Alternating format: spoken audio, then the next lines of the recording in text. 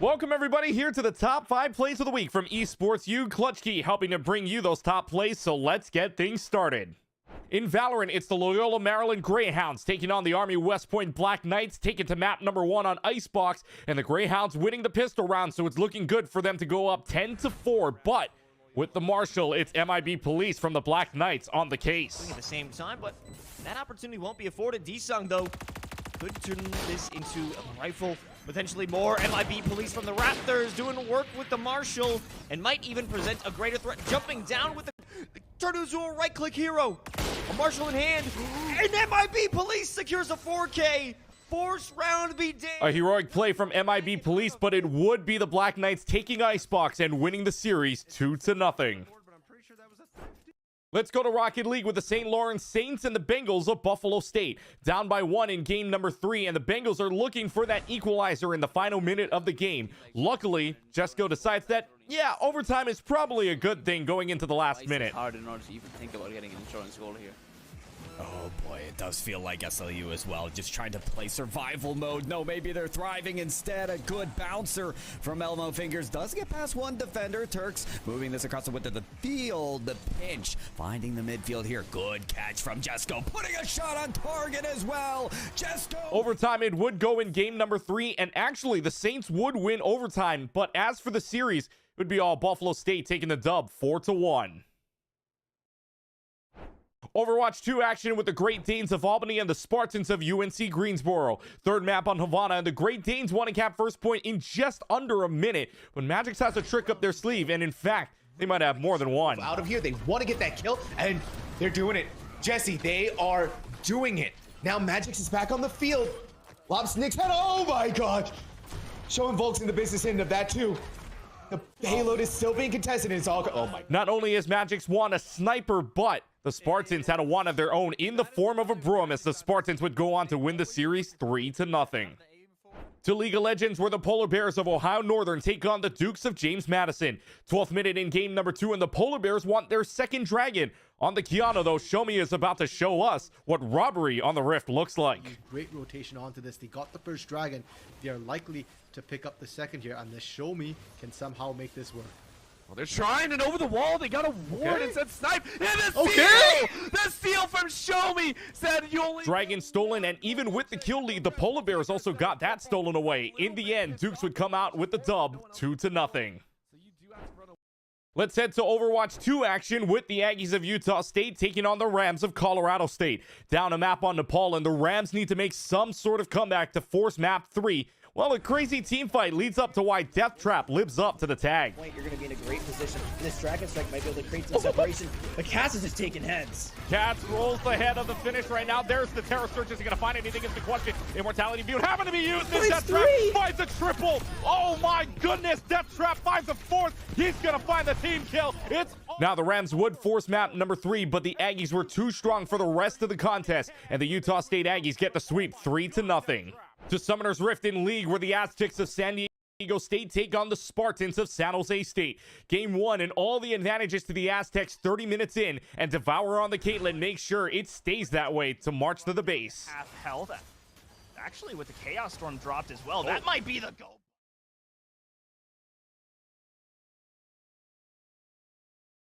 We're at the Collegiate Esports Commissioners Cup. Let's make some noise. Oh, and it's going to jumped into it. Corner judges go for 1, 2, yeah, he needs more. They're doing even more here. You gotta touch the point. Mr. College walks it in. Toy Boy is gonna drop. Knife him. Right out in front. Yeah, 3, 2, 1, running.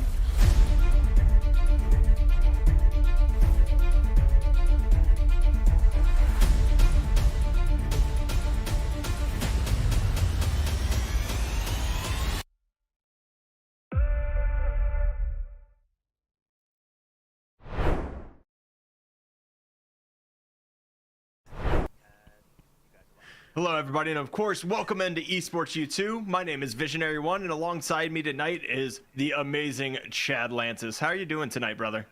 I feel amazing, more so thanks to you being all nice and complimentary. So I'm so thankful that I get to come back from a bit of a casting hiatus to cast along such a nice person as yourself, Visionary One, and cast a very exciting matchup, as you see at the top, SNHU versus MU, good old Molloy, which is a rematch of an exciting finals of the past, but now we're seeing it in semifinals form.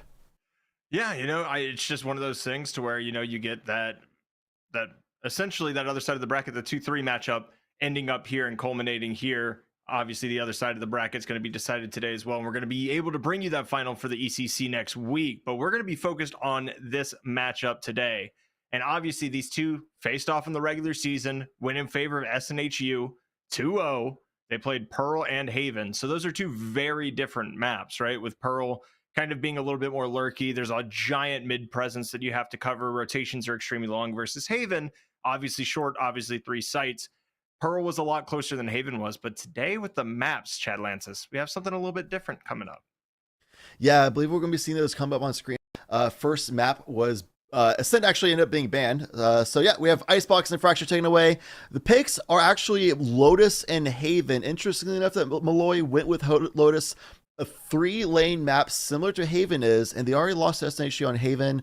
I imagine that it's going to be a similar tough time for them for Lotus, but maybe they have some things cooking. I know they have like a chamber one trick, like specialist is a better term, I guess, just to say, instead of one trick, a chamber specialist on their team, who definitely can use up a lot of really interesting challenge angles to be able to instantly teleport to safety. So maybe they can work out some of that magic on Lotus. Maybe they can, but there's also the key factor of in professional play, we're actually seeing Chamber used a lot more on Lotus as well. He's still, that's one of the areas where even after the giant nerfs that he took, which were warranted, by the way, as somebody who mained Chamber for that long, it was kind of broken. But like, it's one of the few maps. Now, Haven, obviously you can get away with it, but it's a lot harder to play those angles that everybody's kind of used to seeing an operator on C site and be able to get to safety. So Lotus, you have some of those front back angles, especially C long, that you can really utilize and still use that trademark appropriately. So feel pretty good about that, of course, and utilizing that chamber. We're going to see, of course, when we get over to Agent Select and when all that comes through, how it's going to end up shaking out. I do have to say that I'm excited for this just because of the sheer fact that SNHU, they have history. This was the finals last season. Recent matchup 2-0 in favor. So it was really in Molloy's court to kind of try to counter this playstyle because they've already beat them on Pearl. They've already beat them on Haven. So you're going to have to run this Lotus comp extremely effectively if you want a chance to win. I feel like calling somebody a chamber one trick is kind of warranted when their name literally is chamber only in game. So perhaps more than just a specialist, I think it's fair call at this point. The pickup for the side of SNHU, as we're still waiting for some hovers to get locked in for Molloy, is a pretty standardized composition. Something that we're seeing a lot of teams pick up is the double controller. An old meta option of Astra Viper is coming back for the newest map of Lotus. We have new maps, metas have changed, but old comp still stands strong. The Astra Viper works so well with cross map coverage, the Killjoy as well. So since it's a very spread out map, 3 lanes, naturally the defense will be very thin. So having cross map presence with those agents alongside a Sky and a Jet who can combine fight for a main control. They can also work for lurks and push out for map control as well. It's just overall a really solid composition. It's very well rounded. Yeah, I definitely enjoy it. Personally, if we're rocking double controller over on Lotus, I kind of prefer seeing the Harbor Viper combo just because the ability to wall off all the sites. Also, Cascades are super effective on this map with the long sight lines, especially that you see on A. And it's a really easy way to get control of door, right? Astra, you're going to be able to do that. And you also have the global presence where you can smoke anywhere. So it becomes a little bit easier that way to maybe kind of lurk a little bit more and kind of open up that space for your team or open up those flanks for yourself. I don't necessarily mind it. I just think that honestly, like Harbor kind of fits this map like a glove in my opinion, but we're going to see what they can bring out with the Astra here. Of course, we have Molloy on attack right now, and it's just a dart over to this box. The rat angle, we're already seeing it happen, and it is gorgeous. You're also seeing the push out through mid from SNHU with that Sky Jet combination, as we talked about. Already having so much coverage in mid, having the cut across as well, and getting a triple kill for the teams thus far. Yeah, this is a typical pistol round is all I can say about that. The push out of mid, the combination of the person ratting behind the box, and Rube is going to have to do everything. And unfortunately there, the Ghost is going to lose to the Classic. That is going to be a very quick round 1 in favor of SNHU, and I have to say, the overall aggression and the cohesion and just a pistol round push, and now you get to see probably the same exact strat on an eco. This is going to be fun to watch. Yeah, the anti-Geo is going to go strong. That Marshall's picked up for Agron, which was going to just go solo hold for C long control. Might have that Sky in the back pocket. Like, Jets love having that pocket initiator, especially flashing ones, and it worked out great for them last round. And I imagine it's going to continue through this whole series. It's going to have to at this point. There's an updraft, some nice chip damage done. You see the dash is taken away as well. So Angran's going to have the struggle bus ahead of him. It actually gets one, and Hilton finds two. Okay, make it three. Hilton, are you kidding me? How do you get away with a ghost on that and get yourself three?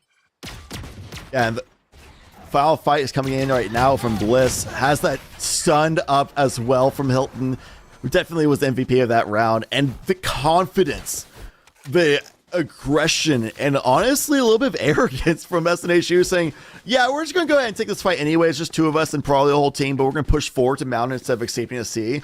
Just knowing they have the weapon control, the confidence, and their skill as well. And that comes from the fact that SNHU won the finals last year 2-0. They beat Molloy earlier this semester as well. So obviously they feel confident that we can do it again. We've done it twice so far. But man, that could be very easily punished if Molloy had rifles that round. But they didn't. So good job taking advantage of the ecos that were presented in front of you, right? You got to make sure everybody gets their eco frags, as the KO is going to find some utility here and spot out a couple on A. It really is Max. Are we sure that is Max? Getting a nice spray through the Viper wall there. Not going to really find anything, though, through that toxic screen. And a nice little lurk up B is happening right now. And C-Dubs is only holding this with the Sheriff. It's going to be dangerous sledding ahead, but the Poison Orb is going to be activating, potentially delaying this push just a bit longer. And you see both sightlines of that were smoked. They also had the Astral Cloud out in front of it. So seeing that double controller kind of come into play, stall some pushes, but that A main presence still being taken for sure. It's looking like they might hit through door and just collapse on this B site, and C-Dubs is already tagged up.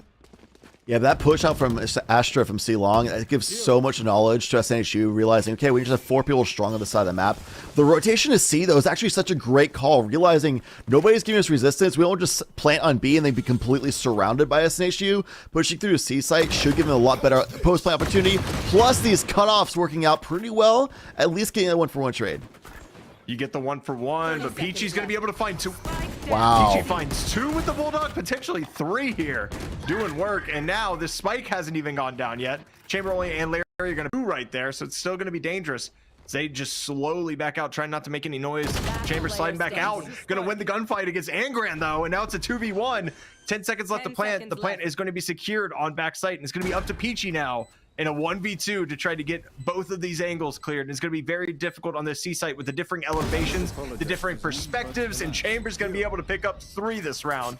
And MU, hey, they're going to pick up a gun round. Was it a little volatile? Was it a little bit more guns than they would have liked to probably give up? Absolutely, but at the end of the day, on the board, it shows 2-1. Yeah, the trade 1-for-1 from Rubentus honestly was a... I don't like it very much because you're playing an anti-bonus. You're kind of donating a trade, which keeps it even 44, and you give them a weapon upgrade in that situation. So I'm not stoked about that. I don't know how in the world Peachy got a double kill on the way in from Molloy. Perhaps they overcooked a little bit, went a little bit too ahead of themselves, and left themselves too exposed from that mound hold. But big props to Peachy at least making that a really expensive anti-bonus from Molloy. I mean, that's all you can really ask for, right? Just to make it pricey. I mean, both teams at the level that they're at, you're expecting them to go ahead and be able to take care of their gun rounds versus, you know, the eco, essentially the bonus round in round number 3. As we see, it really is Max. Again, I feel like this is the key to Lotus as a whole, is just establishing early A presence, being able to get that, and just being able to threaten the use of door. I think it's just massive as far as map control goes, because it forces basically everybody to hold their positioning. Yeah, it's such a big chunk of the map, honestly. There's so much just geography to the landscape to hold. I think if you're not going to have A presence, then at least having C and Agron. Now with a good lineup. Flash, though. What a beautiful flash from Molloy, just in case. Good precaution. We knew the operator was there earlier because of the kill first blood in this map, or this round.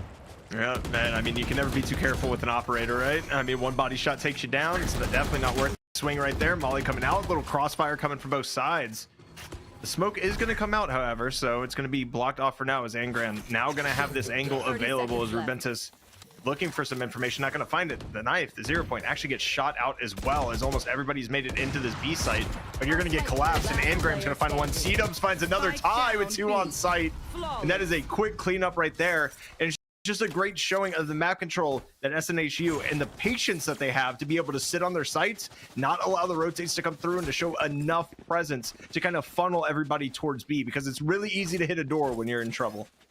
It was a beautiful push and pull though on the B side as well. They had all 3 angles triangulated on the side. They knew Molloy can only come in from one location, so they just kind of had one person peek, duck out, another person peeked another angle, ducked out, another person peeked another angle, ducked out. So they just had like each of them got a kill, and because one kill happened, the threat's there. Molloy members had to look at where that last kill came from, so they're always a step behind. It's just a phenomenal job, as we're going to see. Of course, the 0 point come out again. I don't think they got anybody that time. Might have gotten Jet, of course, for SNHU, but they're still going to hold this angle. They don't care.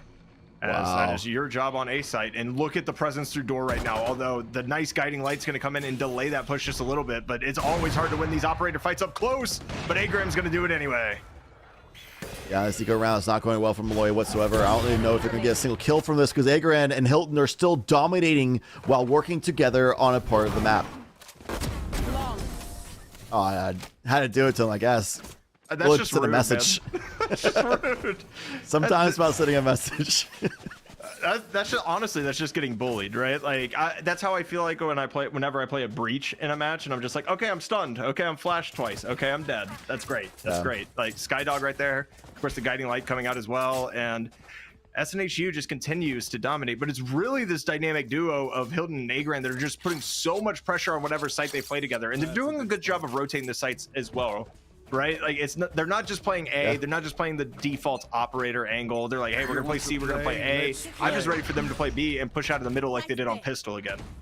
And while the rest of the team isn't being as flashy as Hilton and Agran have been doing with getting kills, the rest of the team is using their utility as that Viper Astra Killjoy just stalls so well that allows time for Hilton and Agran to rotate over and always have a numbers advantage.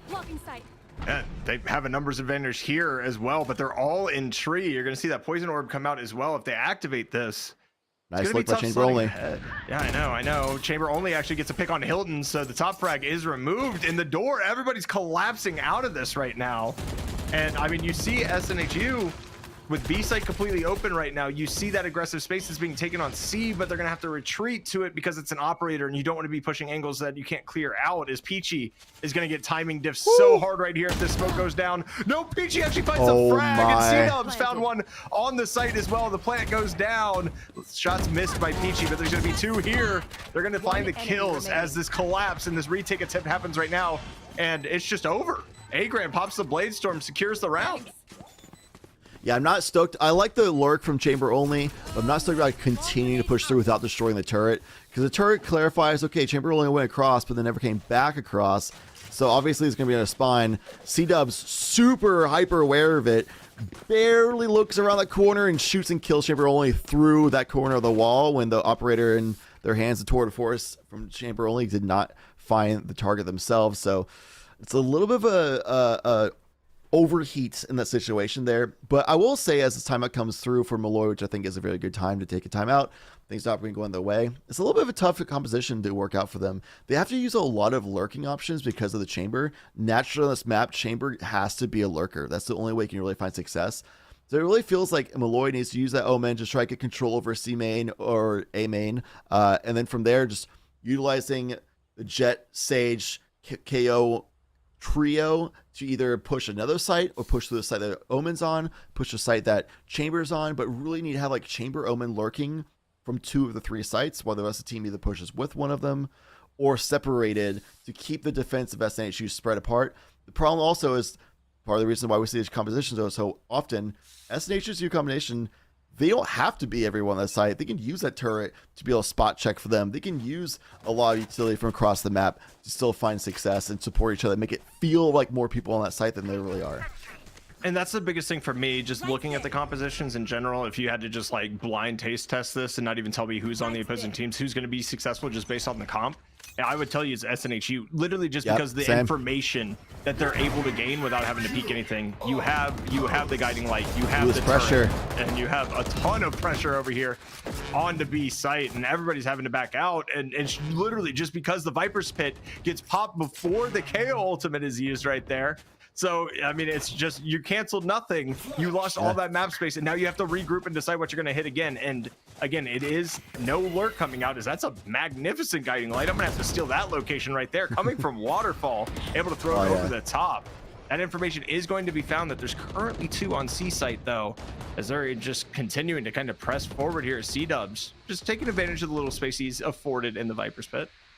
That Waterfall's flash spy is great for every flasher. Even the Gecko's Dizzy, you can just throw it straight up, pick it right back up, keep recycling it through Waterfall.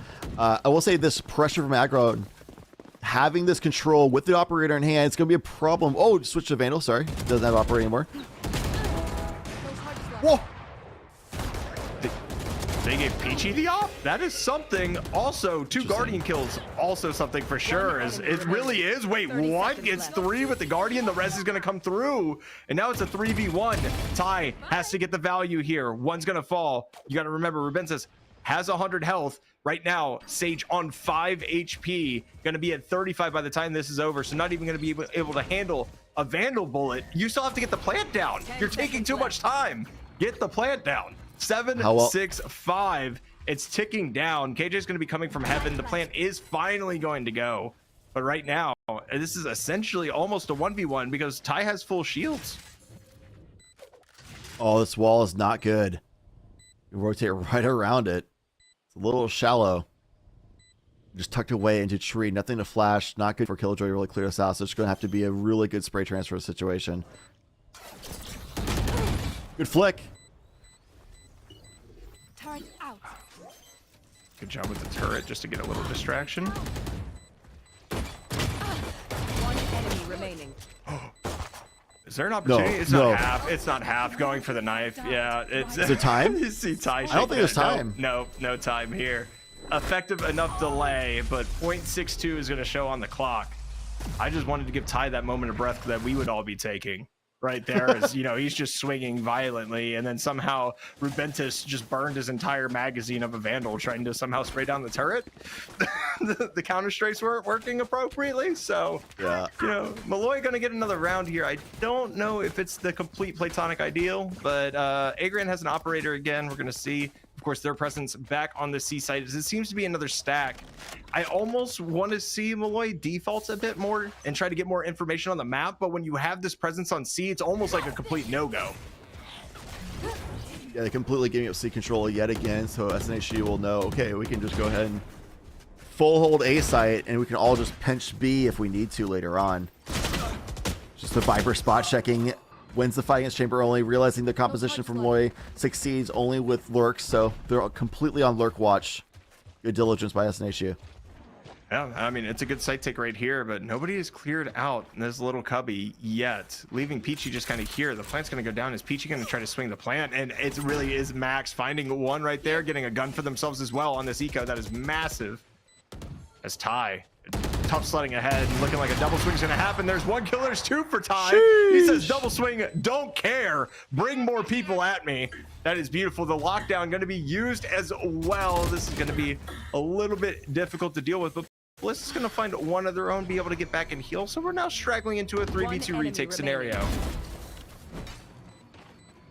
Hill with the perfect lurk timing, saying, y'all want to try lurking? I'll show you lurking.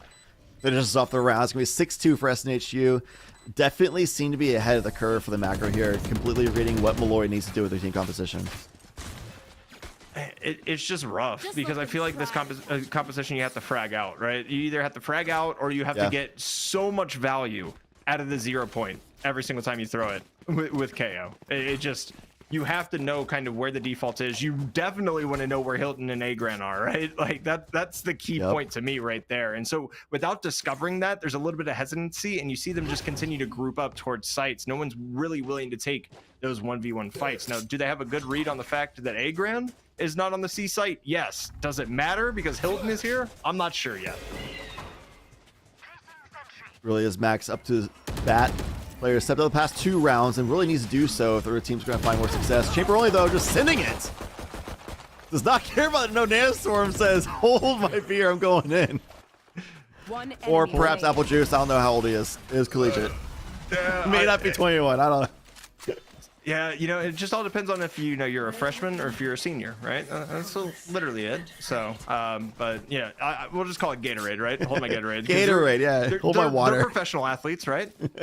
So there you go. My Gatorade there is Ty, now actually representing the. Ty's only died once. Yeah. Like they did go down once to Spike, but in Valorant that doesn't count as a death. So you can always say for the cause and just YOLO right into that blast radius.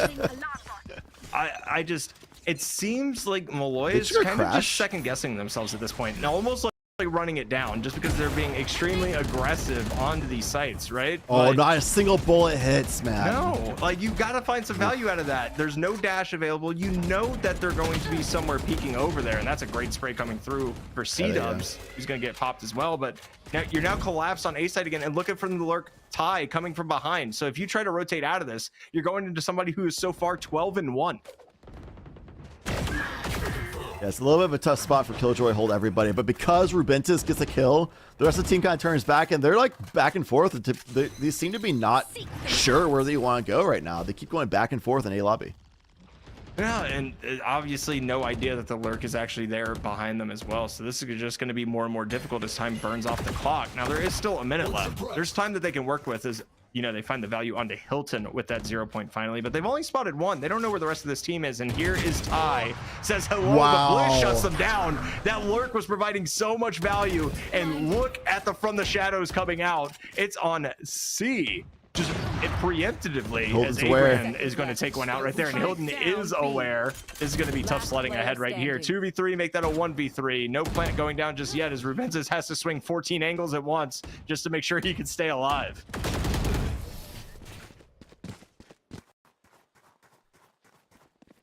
And it's just not going to happen. It's just not going to happen. That was a really good opportunity that Rubentus made by getting a kill inside, like evening out the board. Getting a kill onto Ty as well to stop that flank coming in by Bliss. Also great. And then they decided just to flood onto the side of B, and they just got caught on the backside, caught on the front side. And Larry kind of overcooked a little bit for that flank option. It was a little telegraph that Hilton was definitely aware from. So Molloy definitely having the start of a good round, but then just overcooked a little bit, getting a little too ahead of themselves again, which is something that we've seen a few times so far. But, I mean, we've seen it a few times, right? But it's not just that. It also comes down to the fact that we continue to see Molloy just kind of give up map control, right? And so when you have that much map control, somebody can sit on C in case Omen, you know, uses the front of the shadows over there. Somebody else can go ahead and sit on B and get those opening frags right there. As C-Dubs is going to find one, make it two, looking for more. They're pushing forward. C-Dubs not going to get more. The Stinger's just a little bit too powerful, as Ty's going to come from the door as well. Get two more. There's Hilton. There's a defuse. So that's what I'm trying to say, though, and the point I was making earlier. Chadlantis, it's the sheer fact that at the end of the day, just Molloy is not getting, they're not getting enough map control to be able to secure these plants at all, because they're being flanked from every single side, and that chamber lurk hasn't really been fruitful yet. And on top of that, like, you basically have to play in a pack with KO, Jet, and Sage, because you're not going to find value out of that anywhere else, right? So while Omen does have that global smoke utility, it takes a lot longer to use than, say, an Astros. And so you're not able to get any map control, and so you're just being retaked every single second you have. Yeah, and this is one of the reasons why we see so many double positions on Lotus, because Omen's using all these smokes to get into the site, and even if they make it into there, then they have no more smokes for the post plant. They have no way of stalling and no way to burn time, no way of just kind of funneling focus into one area, and then we can refocus this other area after clearing it, those kinds of things. They're left just having to walk and just stand in the sight lines of SNHU so often. Yeah, and I mean, you see it again. There was 4 people in tree. Now, are they going to fake this and fall back out? Absolutely. But look at the presence taken again. They're completely boxed in from all corners with Ty and the Viper coming around, just waiting patiently for this flank, as they're looking to actually go up and progress up stairs here. I do like this. It's a little bit of a different look. Might catch him off guard, or it might just collapse on its face. That flash not going to find any value there. CW, it is my bloody Valentine all over again. I liked it if they dropped an Omen smoke covering their approach on the backside, or had one person watching the backside who could be like the chamber, perhaps, who can the TP to the team and be like, and if you're not going to find success being the lurk, maybe you can find success being an anti-lurk for your team, you know, something like that. But just slowly going on the angle, I like that play going through the stairs and everything like that, but doing it slowly like that with no coverage in the backside, you're just asking to be pinched, especially since SNHU have done a lot of lurks so far. Ty's done it, Hilton's done it. We've seen it from multiple players in SNHU, so why would you not expect them to do that again in that moment? It's not just that. I wouldn't even call them lurks at this point. They're just effectively taking map control. It's not even a lurk. They know that, you know, they're putting 4 or 5 on site. They only have to get one gunfight to be able to secure a third of the map, essentially. And when that's happening, you just get free space. It's like literally landing on free parking in Monopoly. This fight's going through. Chamber only taking the first pick. Larry getting exchanged, so I'll hold my point for the next round as the fights are already breaking out. We're gonna see, you know, look, the whole point of this is C-Dubs gets one is map control. Look at everybody pushing up B, pushing up A. There's a good blind right there from Hilton, able to get a pick off of that as well. Knows that Larry is low, actually has the opportunity. One's concussed, and luckily enough that Asher Smoke comes out in time because Hilton has the spike. Hilton has the spike, so Hilton's able to get completely out of dodge. But look, once again, Peachy able to come through door and find 2. There's only 1 remaining, and I'm sure right now Peachy is screaming, hey, 80 is clear, come back to us. Bliss had a double back, walk straight into the arms of Ty, which honestly that was a good showcase of macro play. That was just like SNHU still ahead of the macro curve on attack. They instantly realized we're being stopped at A. We'll maintain presence here, so Molloy thinks that we're going to still try to fight for it, keep fighting through. The players there wonderfully be able to stay alive long enough to maintain that like bluff a little bit, the misdirection, while they have other members pushing through for lurks on those timings. I will say though, the breath of life I will kind of give as encouragement for Molloy and fans watching for them is with the ability for Chamber to be able to push out and teleport back with aggressive looks. Jet can do the same thing. Omen can fight for A main. This is a composition that can find success on defense, but when they're disadvantaged on weaponry, they do find themselves losing on trades until Bliss answers right back with a long-range stinger kill. Wow. Not only that. And walls off spike. Yeah. You got that. Oh my, we have the new skin already in the game. That's beautiful to see. Was that the FAMAS? Yeah, that is the FAMAS, but Ty gonna get the beautiful peek on the headshot wallbang, and Bliss takes down 1, and Valorant's obviously known for its very precise gunplay, so, you know, running gunning with the Bulldog, completely acceptable. Well, I mean, if somebody is like 1 or 2 shots from death, I mean, you're going to connect some in that situation. I mean, you would hope, but it seems like every time I shoot a Bulldog, the bullets just don't register. Like, they just disappear on the map. It never works. Say with the forward scouting of the 0 point for Rubentus, the ability that Sage can use as a wall and slow orbs completely stall the approach of a team that they're trying to crash a site. Omen can one-way both C-Long and A main. Jet and Chamber can be fairly self-sufficient with aggressive and eager peeks and pushing out for map control. There is an ability for Molloy to find a lot of advantages on defense to be able to make a comeback here happen. But being down 2-12 at this point, it's a little bit of a miraculous comeback if they do find a way of doing so. Perhaps if they had like a won the pistol, it would be a completely different story. If they had like a 8-4 half or something like that, it could be a completely different story. But here we find themselves with the backs against the wall for sure in this map, and instantly trying to figure out where SNHU is going, which instantly found a rotation angle again themselves, and Molloy being a little bit behind on the tempo. Yeah, I mean, the tempo isn't really bad being a little bit late to when you have like a Bucky, but you have to be able to find value out of that Larry with a jumping Bucky shot. There's your value. Hilton and Ty combining for a couple. It's a great flash right there as well. Unfortunately, not able to tag up Hilton. C-Dub's going to find Bliss as Chamber trades that out as well. It's a 3v2, and we have to mention that right now the gun economy is certainly in favor of SNHU right there. Hilton gonna pick off 1, and this is for map 1 point right here. Chamber only using the headhunter finds 1. You got 6 bullets left. You need 2 to win this round. Let's see if they can do it as they push onto the A site. Finds it, actually picks up the Vandal and gets the headshot. The flick. No. Chamber only keeps MU alive. What a clutch from Chamber only. Save that one for your TikTok. Get that up there. The head nodding there as well, as if he knows. Yeah. That's going up. That's getting posted. The GG Chamber sticker and everything. Honestly, considering the force on the second round and lost that, their economy was in shambles. Thankfully, playing Chamber in that moment, so you can use the Headhunter instantly, one click, get the Vandal off the ground, and then just mastery of that weapon in hand as well. Keeps the team alive. Now having an economic advantage over SNHU. It's still a tremendous mountain to climb this map, but this is definitely a better look than they had last round. Certainly is. That was a huge swing round right there for Molloy. I mean, you have to give credit where credit's due. They were on a disadvantage with the weapons. They're going to go ahead and use the Seekers as well, and they're just running it down. A great spray, going to tag up Hilton pretty well here as well. Shorty in hand, going to find that value again. Larry is just a menace with these shotguns. It is going to be a phantom grab by Agron then. It's going to be a 4v4 yet again.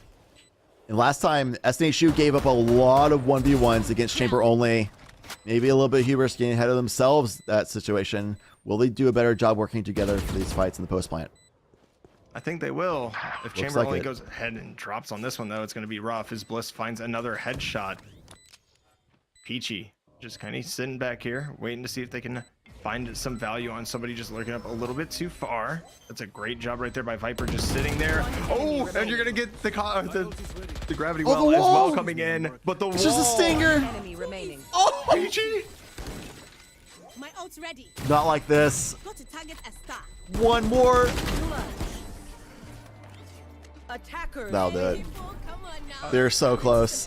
They almost had to come back and look real from Molloy, but just good awareness to be able to shoot through that box in the situation. The Stinger's able to burst through that forming wall just at the right timing. I like the ideas from Molloy in those situations. The defensive definitely looked a little bit better than the offense. Just maybe if they started on defensive side, we could have seen a little bit more momentum, things like that. Could have been a closer game, but the defending half from SNHU is just too dominant.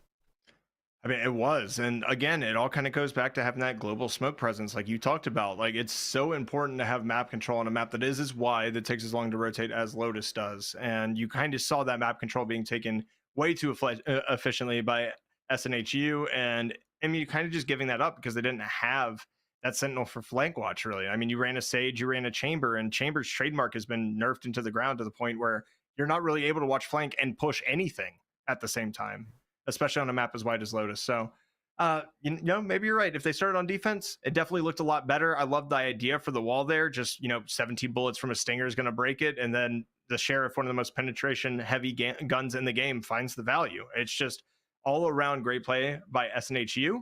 They go up 1-0. And again, that is on the map pick of their opposition. So they're going to be going home to Haven after this, another 3-sided sword and air. Chad, I want to give you 1 second. Anything else you want to break down before we go ahead and give ourselves a breather? I don't think it's all over for Molloy yet, especially if they like playing the Chamber and Jet. I think Haven gives a lot better sight lines to be able to pull off with ops and things like that, but they definitely seem to be behind the curve on macro compared to SNHU. The composition had a lot of flaws in it that made it a lot harder to execute, so perhaps they'll switch to something that might be a little bit easier, and maybe just being on a more familiar map of Haven. Even though Lotus was their map pick, Haven still has familiarity. Maybe that can give them a little more life in the lungs. Yeah, I don't think I've ever seen a college Valorant series played without Haven once, to be honest with you. So we're definitely going to familiar territory, and we're going to be right back with some more familiar Valorant right after this. You won't want to miss it. Stick around. We'll catch you after the break.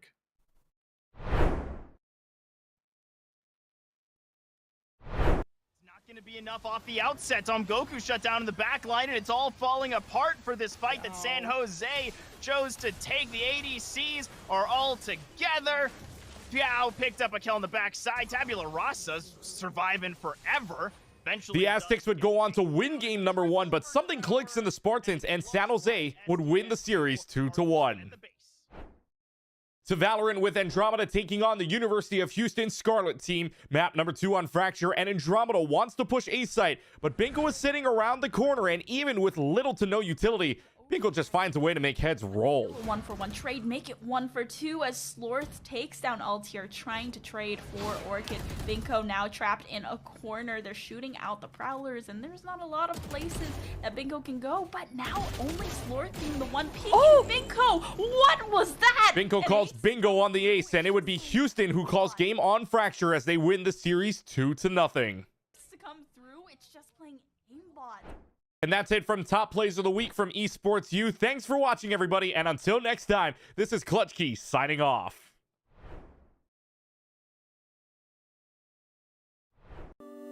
I can't say that. I'll get in trouble. There's one for each game, so teams this weekend, somebody's going to have to explain to TSA why they're coming home with an extra trophy. Fine. We're fine. This is going to be great. Why is everybody staring at me? I'm not even doing anything yet. Is it because I'm in a suit? It looks nice. It's new. I'm stressing. I'm stressing. It's all right. We win these. We absolutely win these. I've never seen us lose these. I love him. I don't remember his name. What is going on, everybody? And oh, are we ready? I'll start over. Okay.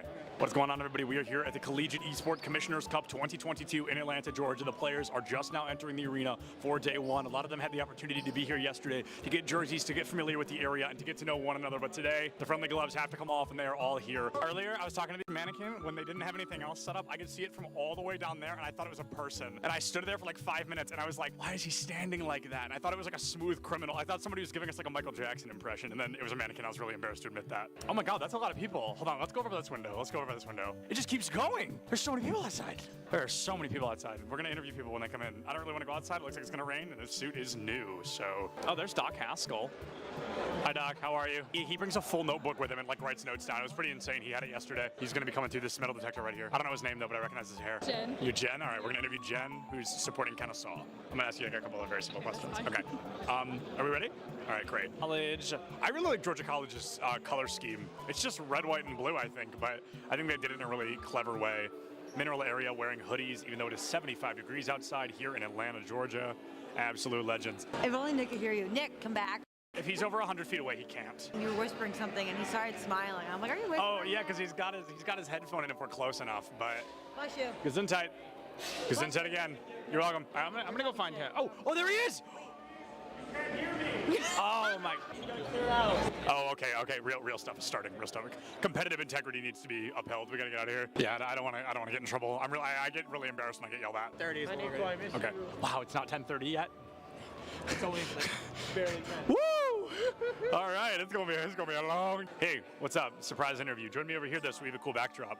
What are we here for? Rocket League. Awesome. I'm not going to ask what school you go to because unless you swapped hoodies, that seems pretty clear. Nope. You know, I got my jersey on with my name on it. Oh, you do? Show us your jersey. Look at John T. Turbo here. Yeah, that's not his name. I just keep calling him that. Yeah. His name is John, but my name is John Turbesi. Yeah, that's not John T. Turbo. Yeah. I get the message that I'm going to Nebraska where I met you. Oh, that's so crazy. So context, if we're probably not going to use this, but we're going to talk about it. Turbo and I met at a LAN like over a year ago. That's so crazy. What is going on, everybody, and welcome back to the Collegiate Esports Commissioners Cup. I am Sebdolence, joined by a man I have interviewed probably well over 10 times. It's going to be my good friend Neb, here from Bay State Overwatch team. Neb looked at me before he started his last series, and he said, we are not dropping a map for the rest of the day. And so far, he has lived up to that title. But Neb, is there anybody you're thinking, we've got to get them out of the way, we've got to take them down? No. No? Just looking at it, each fight's its own, every game? Going into it, just taking it as it comes? I have the confidence right now that we're not going to drop a single map. I love Neb because not only is he confident, but he's correct. Bay State is one of the best Overwatch teams I've ever seen. So it's always good to hear. I love the confidence, and I love Bay State, so I hope they do a great job this weekend. So what qualifier, did you win a qualifier to get here? At-large bid. We're looking at Rocket League. We're thinking high odds, low odds. Where do we think we're walking away? I think pretty high. I think we're doing pretty good. Is there anybody that you're looking at, you're like, please do not let us go up against them unless we absolutely have to? I mean, really, everybody's good competition, so. And sorry, what was your name? Ethan. Ethan from Mineral Area. Yep. Very exciting. Well, Ethan, good luck. Thank you. We'll see you soon. What kind of pass? A player pass? Let me get you a lanyard. No, you actually have to like tape it to your chest, like really awkwardly with masking tape. Okay. And it's gonna fall off. Yeah. It's gonna be uncomfortable, I promise. That's a guarantee. Okay, cut that, I'm gonna sneeze. Okay, good. I'm great, everything's good. Who do we interview? Who should we interview? I don't know, I'm just here. I need caffeine.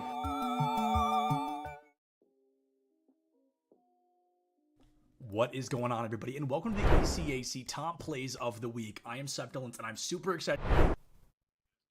Hello, and welcome back to Esports U2. My name is Visionary One. Alongside me for map number 1 in the continuation of the series is Chadlantis. My brother, we just saw SNHU essentially dominate Lotus, and we get to go to a very familiar map too, coming up with Haven. Yeah, I think on Haven as well, I think Sage can find more value, especially if you hang out towards like mid or play for garage control, things like that. You can do some more shenanigans. You can even do some creative Sage walls. I mean, that's something I didn't really see, surprisingly, from Molloy in the first map of Lotus. Is there's also opportunities for creative Sage walls there. You can pop up, get a quick early peek. We saw it from Paper Rex right off the bat at the lock-in back in Brazil about a month and a half-ish ago, where they just play with Sage chamber composition. They lost it, but they also looked really interesting on it, where they just had a pop-up moment. Chamber could take the shot and instantly TP off the top shot. That would be a little bit more risky in that situation, but get that opening kill. Things like that, and especially somebody who is a chamber specialist, such as TN6, who changed their name to Chamber Only. They could be somebody who can be reliable and be relied on to get those opening shots. Somebody who clearly showed that prowess once he got a gun in hand, clutched up a 1v3 round, things like that. So I wonder if maybe it's just because it's a new map, they haven't figured out those little strategies yet. Maybe on Haven we could find some shenanigans, or they just go away from the Sage entirely and they go for something completely different, something more traditional like a Killjoy or even a Cypher, which works really well on this map. Yeah, it does. It just really depends, because Molloy has to find Mike's secret stuff. I know you were around the same age. You've seen Space Jam, and I have a beautiful cup of Mike's secret stuff right here. I'm not going to lie to you. It's magnificent, right? Just see-through transparent enough, you know what I mean? So that secret stuff is literally a void going into your mouth. That's very interesting, very magical indeed. Just as magical as we get to see Chamber Only not on Chamber. Somebody call him up. We need... Is that a fine? Are we fining him? Is that what's happening right now? Professor Layton, can you let me know? Can you find somebody for actually bringing out Wingman, though? Like, the by far absolute cutest thing in all of VAL. Yeah, we give him a pass because it's Gecko. Like, just because it's you could be Chamber Only, but dude, you're throwing Pokemon on the map. Like, you can't beat that. Like, it's literally like every single time that I use Wingman, it's like, Wingman, I choose you. Let's see it. So definitely excited to see this comp. Obviously, utilizing Wingman helps out a ton, especially when you want to take B site, right? Because it allows you to not commit a man to actually pushing through B, which can sometimes, you know, there's a lot of angles that you can get peeked from. So you can commit Wingman there and focus more on your extremities. Like, I see so many teams that take B on Haven without having garage control.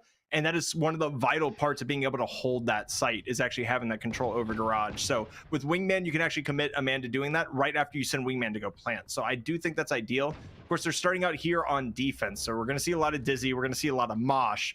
Wingman probably going to be reserved for that diffuse action. And SNHU just running a very standard comp here. Cypher, I've seen a lot of teams starting to favor Omen. That Paranoia is so good for retake on this map. And just pretty much bare bones standard comp. Surprisingly, Omen's not anchoring C site, it's the KO instead, but we'll see exactly why Omen's typically anchor the sites and not KOs, as he's completely locked in the back site and no way of getting out there whatsoever. Sheriff in hand, maybe we could find a kill, but not quite able to land one of the shots. But yeah, completely stuck in the corner, flashed away, 2v1 swarmed. But Omen could smoked and Shrouded stepped out of there. So interesting allocation of resources on the map by Molloy off the bat. Yep, and Paranoia already thrown through the back of sight. And yeah, there's Larry with 2. So much better look here. Actually getting a pistol round is MU. So they get to hang their hat on that. The defensive round number 1 going to be heading their direction, and they're going to be able to play their force round as well. So the anti-eco going to be in favor of MU on paper. Let's see if they can come out and execute just like they did in this round number 1.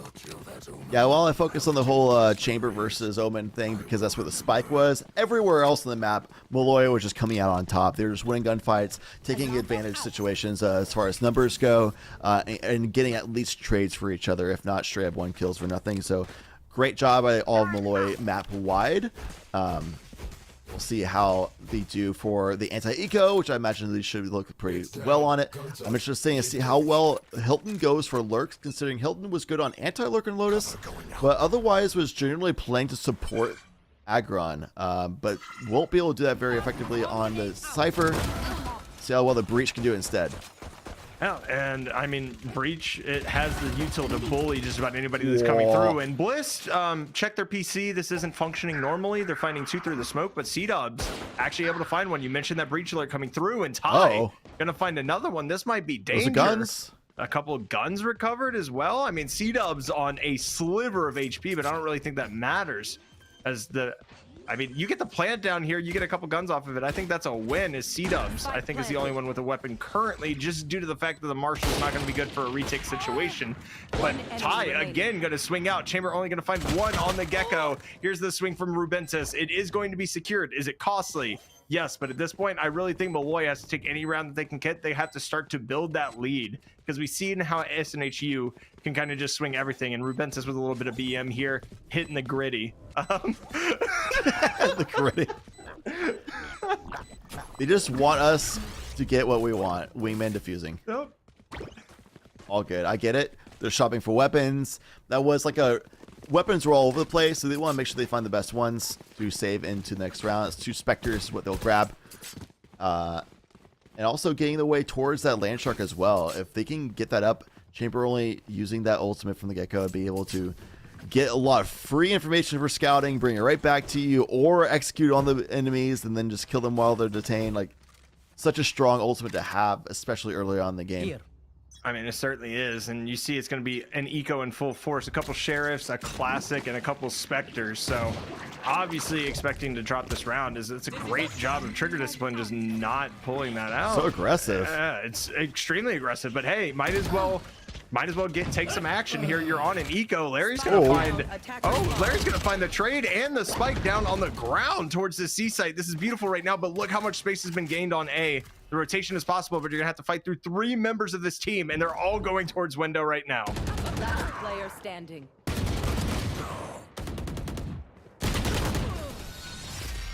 I have very serious questions for Peachy right now. How do you find 2 in that scenario? Just wall banging through a wall? It's called Spray and Pray. You might be familiar with it with your long history of playing video games. I mean, something I've done a lot of my time. That's for sure. that's just immense value. That is one more Craig given is immaculate recoil control and spray control is really the answer. Right there. Oh, so you mean to tell me that hitting the crouch button doesn't solve everything? Not everything. Only most things. No wonder I've been losing so many gunfights. C-Dubs, no! Oh, it's too late. It is too late. Finding the operator, and that's always something you have to fear on defense on Haven. So C-Dub's been taking a lot of space, but we're actually seeing a really good job out of Molloy here, just kind of holding sites, playing patient. That's something we talked about at the end of last map as well. Even better sight lines to utilize operators if you want to play a Jet or a Chamber. So no Chamber for Chamber only, but Jet still finding value with the operator. And now getting that free scout, commits it into the smoke. It's going to be really hard to reacquire that ultimate for this round, especially if you're dead. Yeah, Ty with another wallbang / through smoke / everything else kill. Apparently Ty just can't miss. And as you know, they're going to slowly aggress onto the site. Bliss is going to be here.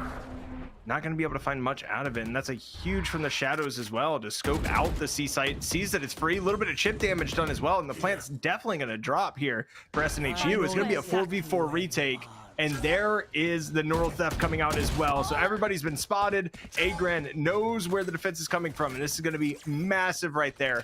Knowing where the retake is coming from is just so huge.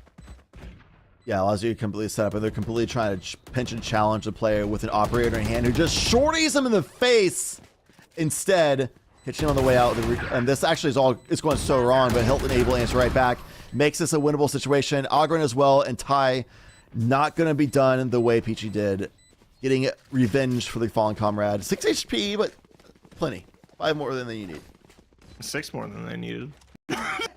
Technically, you can still survive on one too, right? You can still survive on one. 6 minus 5. I guess we're doing collegiate Valorant here. Gotta do simple maths. And no, simple math's overrated. It's all about watching the economy, right? We're taking microeconomics right now. The supply and demand is down right now for MU. They're going to be on an eco versus the full rifle buy-up of SNHU here in this round number 5.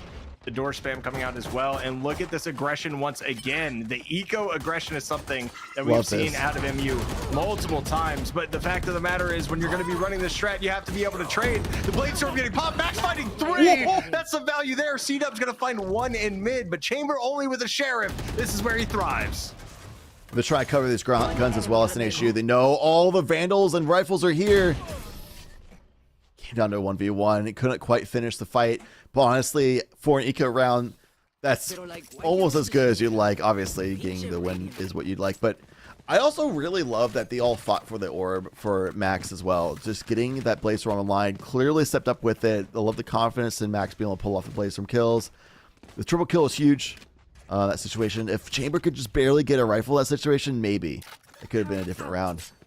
So close. So close. It is so close. And of course it's Ty alone in the 1v1. Haven't seen him lose one yet. So you just, unfortunate circumstances there. You take out the Killjoy, I think you probably win that round, to be quite honest with you. But here is the spot where Ye made himself famous, but actually going to get spotted out. It's a great camera to just get some early intel, push the operator off of sewer, and now you're going to have just a little bit more free reign over the site. The smoke's coming in, the dash in, attacker Killjoy used as well to just kind of flood everybody off of this site. And we're not actually seeing the counter Killjoy just yet. I think they're going to save that up, but you do have to deal with the rolling thunder as well. So this is going to be a little bit difficult, knowing that everybody's already been pushed off of site where they're going to be coming back from. But that double flank is something to keep an eye out for here, because C-Dub's going to be in some massive trouble as long as it works, as well as the Killjoy being used on the other side. The lockdown is going to be there as the floodgates come in. Really ambitious attack from SNHU, all down to just Peachy, who got a spray transfer for a double kill earlier. Can't find the frags through the smoke, gets taken out themselves. That push through a link was definitely ambitious, is the word I'll use for it, because they used the Rolling Thunder to try to challenge a person dropping lockdown, but they didn't account for the fact that that's Rolling Thunder doesn't really cover for stairs very well for the back towards defender spawn, and it was smoked off. However, the defending two members of Larry and Rubentish said, all right, we'll smoked off. We're just going to swing through here because we know you're swinging through trying to challenge over towards B in A-Link. So they came right behind Agra, and I believe it was Ty with them, and just able to spray in the back, basically, get the kills. I mean, of course, Bliss fell, but 2-for-1 trade. You keep the lockdown online. It's a great situation from Molloy. A little overcooked, a little too ambitious for my SNHU. Yeah, I mean, but that's kind of where they thrived. I mean, you just want to map 12, 12-3. You're going to expect those overheats to come through. Is Chamber only going to hit the Dizzy? Oh, no. The spray just doesn't work out, and Agrand's just going to turn and one tap after taking 140 damage. That's crazy to open this round. And yet again, another 4v4 retake. Only ultimate on the board is the From the Shadows. There's going to be a lot of work with on both teams right now, as the flash already being popped. You're seeing that utility get used, and Hilton's going to find 1 on the Cypher. Chamber only hits that with a Headhunter, just saying. Oh, facts. Yep. It's going to be a save for Molloy, which I think is a fair call. There's a lot of utility still online for SNHU, because you haven't clocked everything yet. It's going to be 4 versus 3. They're spread out, ready for angles. And the time is ticking so low. It's planted for long as well. You already seen that visually confirmation, or at least audible. And, yeah, it's going to be 4-3 for SNHU going to the next round. Yeah, and unfortunately the way Seaside is laid out, right, it's more like a 2v4 retake and not an actual 3v4 retake. That is very ballsy right there by the breach, to just stand there in front of where the spike is going to go. But hey, props to them for knowing the exact location and not having a Tozy peeking out and losing a rifle for no reason. But yeah, the operator just doesn't really make a lot of sense retaking from CT. It's really hard to get a decent angle on that without getting swung from 2 or 3 different directions, because you have somebody that could be playing, behind the tall box. You have somebody that could be playing behind, basically behind like the mid of the site. So like, it's really easy to get double swung in that situation. I think saving an operator is much more important, especially when you have the economy to buy up again. I think it's a really good call from MU. Wow, yet again, Max is not getting smoked off from fairly common operator angles. We saw that earlier on A site about 2 rounds ago, and we saw it literally just now. And Hilton entry Cypher? Question mark? Exclamation point? Heck yeah. Cypher leading the pack. Love to see the Sentinels getting active. New meta. New meta. Every ranked game meta ever, as Larry is actually going to TP inside of the cage. This This is going to be something. Are they going to check the close left corner is the question. The flash comes out. Rubentus has the trade at least. It's a great flick coming out from Hilton. Still tough sledding ahead. C-Dub's going to be able to find one now. It's a 2v4 retake, and you have to commit to this one. You already saved last round. You don't want to do it again. The bullying is going to come through. Peachy wraps around Garage. It's going to be 5-3 right now in favor of SNHU. MU looked very strong. Of course, the pistol, the anti-eco. It seems like that momentum's falling by the wayside just a little bit as we expect him to drop this round as well. Of course, being on that eco, barring an abject disaster from an SNHU. Yeah, that one round that SNHU lost as well beyond the pistol anti-eco was also that round where they tried for that Rolling Thunder play without proper setup. Little loose and sloppy ever since. You see them tighten up a little bit, a little more buttoned up. So I think they just had a little bit of a hubris, a little bit of a sloppiness and laziness, thinking that they're going to be fine doing whatever they wanted, but realizing, you know what, Molloy is actually an opponent that we do need to respect. So let's go and continue playing a little bit cleaner. Yeah, and clean play is kind of what we're expecting here. Is we're not seeing the rush on the eco this time, which not a surprise, right? You have at least some guns. We're going to see Max here once again. Going to be holding Garage this time. Peeks long. Catches a little bit of chip damage onto one. Gets that 101 down, but now trapped in this corner. That's going to be dangerous. And C-Dub's going to be able to take them out with the wall bang. Everybody comes flooding in from the backside of site. The smoke's coming out. It's not going to be enough to delay the plant, however, as Rubentus trying to catch one off guard. There's Wingman. Are they going to be able to deal with it? It doesn't seem like that found anything as well. Good flash coming out. Rubentus and Agran's gonna find two with a shorty? Are you kidding me? Man. Clean house was SNHU. I thought that Dizzy was going to get huge value. I don't know if it popped off or got shot down last second. Definitely good utility opportunity. But problem with like Gecko though, why a lot of teams are kind of having a hard time figuring out how to properly use this agent, is if you throw utility, a lot of it is really easy to shoot out. The Wingman, the Dizzy, gunning them down is pretty standard for players at the skill level when you're just in a location that they're generally going to be looking at anyway. That seems to be the case of what just happened there. Another timeout from Molloy. See what they can do about bringing back this game. I think overall their game plan hasn't been terrible for defense. I feel like it's a little similar situation as what we saw in Lotus, where they're just slightly behind on tempo for macro play. That SNHU is just faster on the gun. They're faster on the rotation. They're getting set up in ways that Molloy is just slightly not accounting for properly. You saw like the lurk from Peachy just recently, things like that. Like, Molloy needs to they need to kick into that next gear, it feels like, and it's harder to say like just do that, because it takes a lot of effort and coordination to actually be able to pull that off. Yeah, and I mean, we noticed at the very start of the game that the 1v1s were being won. That's kind of shifting a little bit back in SNHU's favor, so you have to really aggress that by trading out and being effective and being more communicative. We're not seeing that yet. But I also have to say, like you mentioned about Dizzy especially, right? It's essentially a Reyna Lear with no HP. Like it's really difficult at this level to not expect somebody to be able to accurately shoot that right off the rip. Yeah, I think what a lot of people are doing with Dizzy these days is just throwing it for safe scouting over walls, especially short walls. Like I saw from like Waterfall from Lotus, for example. Yeah. But they're not really using it for scouting purposes much. And I would like to see this ult come back so they can recover it. Didn't quite make it all the way back, but they should still be able to get back. So we'll see that coming out again this round.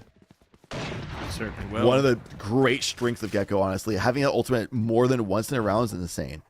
That's no risk scouting, and you can keep using it again if nobody's there. It's like nothing happened, and if somebody was there, you get this. Yeah, you get two. They actually got two with that one as well. The blind for blind going to come out as well, as there is Peachy able to find the frag. It's shots all over the place. 2v2 now happening. It's going to be a complete retake. We're going to see how this breaks down. Bliss obviously going to be there as well. Rolling Thunder is going to be committed, and Peachy's going to go ahead and try to swing this. And it is a complete crossfire situation right now. That is not ideal, but Peachy's going to tuck back into this corner. The question is, are they going to check it? And there is the wall bang. Here's C-Dubs alone in a 1v2. You just have to play this together if you're going to take the dub. C-Dubs actually isolates one, finds the frag, finds a second onto Rubentus, and SNHU continues steamrolling after the gun rounds. Their name is C Dubs, not C Losses. All I'm saying. Facts. And Chamber only is not on Chamber, so here we are. Yeah, you gotta stay true to your name. It's the way to go. You don't want to curse yourself. Yeah, so C-Dubs doesn't lose, and Chamber only rejected the Chamber gods and is being punished for it, apparently. Yeah, apparently. Fair enough. Yeah. Fair enough. I continue to like what I'm seeing out of MU. It's just like those little small plays right there. Whoa. Ooh, I like the aggressive double updraft. Of course, that looks like fun. It always is fun, but unfortunately, not going to be able to find that as Peachy's going to find an opening frag on Omen. So your controller getting active here as well as this default kind of progresses out, and Agran going to be able to find Bliss, and this is just going to be more and more difficult to try to swing through right now as Hilton's just smoking themselves onto the site. Ty's going to be able to find one, Agran finds another, and it is complete isolation. The neural theft going to be committed as well for funsies. Let's find the last person. It is flawless. They're going to hold on to the weapons, and right now SNHU doing a phenomenal job of just kind of reading out MU, and you continue to harp on the macro play, and I can't say that you're more right, Chad. It just seems like SNHU continues to have the hard read on what MU is going to be doing. Yeah, they didn't have the Rolling Thunder ultimate that round, but SNHU was the Rolling Thunder in that round. They just literally just W keyed and just systematically used utility after knowing generally the locations where defenders would hold, and just flushed them out and oppressed them in a way that it definitely felt like Molloy couldn't really do anything. Les Max has an operator in hand, continue not to be smoked out properly by SNHU, which is really the one fault I'd say towards this attacking team has had. Certainly is. The flush out right there. Chamber only. Oh, that's a beautiful headshot. Chamber only going to get 4 here? Okay, solid. Hey. Oh, we get to see Thrash again, baby. Once detained. I love that you can still detain teammates with Thrash. I think it's great. That always cracks me up. Okay, so, you swung 4. There's no curse in play anymore, which I don't know if that would favor MU or not. And I'm not really a big believer in curses anyway, but... At the end of the day, I'll take A4 every day over 9-3. Oh, absolutely, because you win another pistol, you win an anti-eco, it's a 2-round game. Yeah. And I'd say Gecko honestly has a lot of strength in pistol rounds, because one of the issues with pistol rounds for a lot of teams is you have really low amount of utility, but if you can just recycle your utility as efficiently and fast as Gecko can, then if you play the round properly, you have such an advantage over the opposition. Especially on a map like Haven, where the defense is usually spread out. This paranoia might come through, though, on a really good timing for Ty. We're going to see if it does. They're definitely going to hear that. There's the paranoia as well, but unfortunately, Max not blinded off of it. Just unfortunate circumstance right there. One's actually going to get hit by Dizzy, but it doesn't seem to matter. There are smokes all over this site. You're going to see the fault line coming in as well, potentially looking to stun everybody that is sitting here in sewer. And nobody's aggressed up long at all yet. And Agran's going to have 1v1s on the backside of this as well, as Larry gets one, but Hilton and Agran are going to combine. No, protect him! Wingman, no! Well, I mean, when you only have one person alive, it's going to be hard to protect them, to be fair, when there's 3 other members. As Max here right now trying to swing out through everybody, just gets completely collapsed on. And 9-4 in favor of SNHU. So they lost the pistol on attack, and so did MU. So they're pretty much even on pistol rounds so far. Yeah. Do you force here is my question if you're MU? I personally wouldn't. I don't think it's bad to force here, but the forcing meta is a little outdated at this point. The context doesn't work that way, and people kind of gotten used to how to prepare for forces. Right there. They're going to go for it. I'm not against it whatsoever. Full armor for Max even. Just going to try to lead the charge. Yeah, that's the way to do it. You're going to be rushing and hitting this B site with the swiftness. Dash already online. We're going to see, of course, that alarm bot get popped as well. C-Dub's going to be able to find one with a frenzy, looking to get a flash. There is a... How are they not dead? Max with 41 HP right here. Going to be able to find one, not able to find a second, but Hilton is on 0 HP, but this force has already been dwindled down to 2 weapons, and those are both stingers. You don't have anything or anyone on site, and this is the problem with planting on B, is the retake is always so difficult as one swings through. There's Hilton with the running gun. Rubenza's going to find 2 to match it up, make it 3. Are they going to be able to find another one is the question. He's sticking it. You can see him sticking it. Oh, no. You can see it going up, buddy. The literal spike is going upwards on the defuse. You know they're holding it. Pain. Oh, pain. that was a situation they should not have been in the first place, in my opinion. That was a miracle Rubentus was hitting literally every shot, getting a triple in that situation, living. Molloy forced on Lotus, and they failed it. They forced here, they failed as well. And still, I'm not against it, because, yeah, you lost it, so now it's going to be like a 3-round lead gained from SNHU versus just a 2 normally, assuming you win the anti-bonus. But you have, like, 2 more to give after this one if you lose it, so you still have some wiggle room to play with if you lost. Whereas if it was like a 11-3 situation or something, or like a 10-3, I would say probably not, because you're a little bit too tight. Yeah, no. Breathing room. Completely agree. That's why that 4th round's important, right? You can feel comfortable forcing here, knowing you're essentially playing for 11. It's not as big of a deal as look at the rotation here from SNHU. There's 4 stacked on the C site right now. And I don't think nobody on MU has realized this, or nobody is taking up any more space as the camera spots out the Gecko. So there's going to be a small rotation coming back over, and with 1 down, of course, picking off that Jet. Spike is down in the spawn, and Ty's going to find another one as well. This is going to be tough sledding ahead as Ty finds another head once again. It's a little interesting smoke over towards A site that SNH themselves that gives a lot of areas for the attacking team to fan out from, instead of making it kind of like a solid flat wall for them to have to come out of. But anyway, it's going to be attack onto A site, one that's going to be a little bit tough to pull off. Not really much to talk about. It's going to be rifles ready for them when they have just sheriffs in hand. And SNHU up to 11-4, running away with this game similar to how they did on Lotus. Yeah, I mean, we've seen good plays out of Max, right? Especially that Blade Storm getting a 3K. Unfortunately, not able to convert that round when it came down to a 1v1. Like, we're seeing the openings of round be so pretty, and it's just SNHU almost always has an answer. It's like we're watching, the huge underdog fighting like the heavyweight boxer, and so they just decided to throw haymakers instead of throwing their own, like playing their own game plan or their own match plan. It's kind of what I'm seeing right now, is Wingman is going to be taking a trip down sewer real quick to try to clear that out. There is a nice little Cypher cam right there, and Agran gonna find one. Gets a little greedy there, though. I mean, that's kind of why you use your dash, right? Get one, get out, play your life, continue to take that space, as this default is just going to continue after the pick is found on A-Long. Chamber only not using that Gecko utility in a way of recycling, just definitely aggressive. Throwing the Disney away, you can't really recover it because he threw it over the wall instead of straight up. Wingman was sent into sewers, not finding anything. Hard to really recover the Wingman alone. Watching here. So maybe a little bit, little reckless play.